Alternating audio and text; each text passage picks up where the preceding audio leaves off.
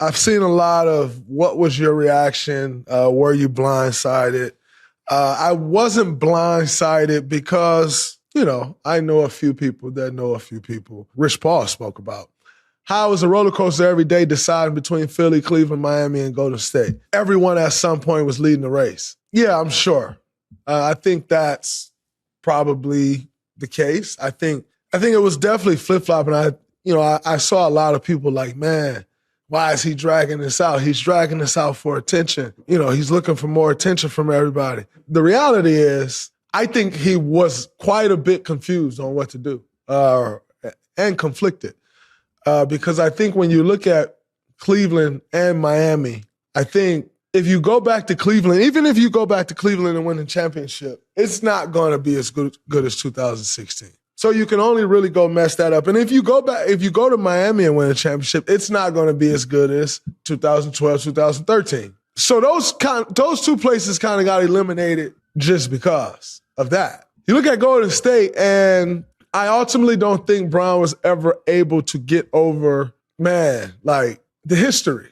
And I understand it. I get it, right? I think what we all ultimately always knew is that's the hurdle to get over. I don't think it's the team. I don't think it's the organization, anything else. I think it's the history. We live in a day and age where everybody who doesn't have anything to say have something to say.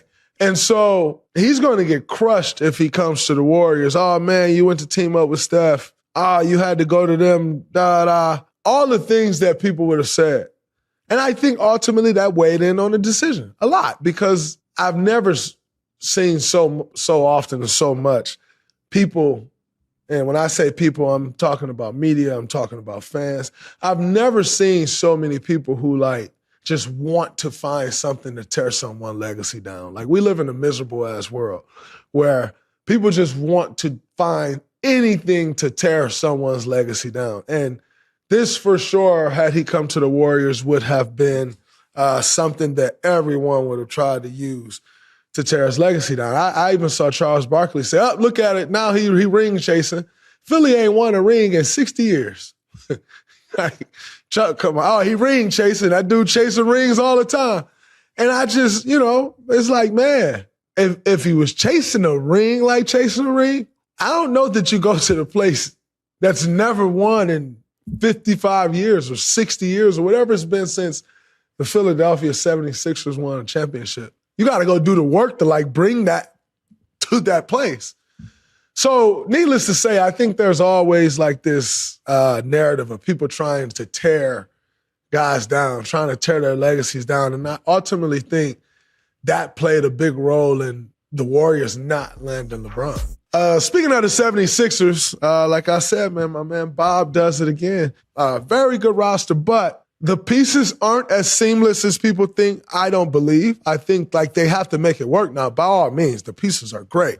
But it's not just plug and play. No, they got to figure these pieces out and move something around and tweak the offense a bit. And they got some figuring out to do. Nick Nurse got to coach the hell out of this team and make it work.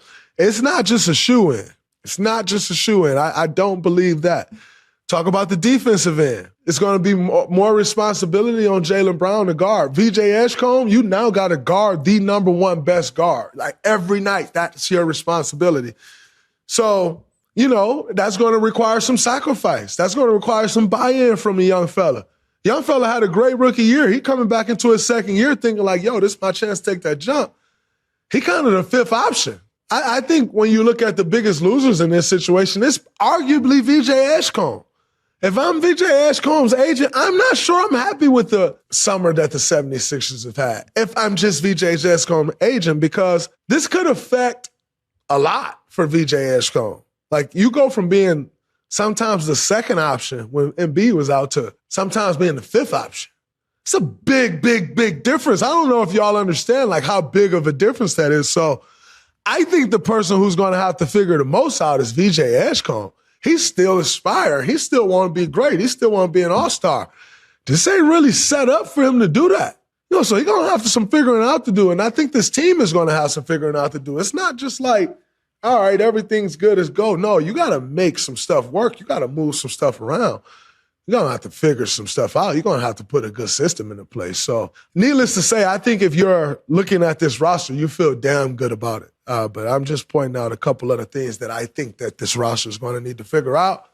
But you're very happy with this roster going into the season. If you're the Philadelphia 76ers or anybody involved, fan, you name it, you feel good about this roster going in.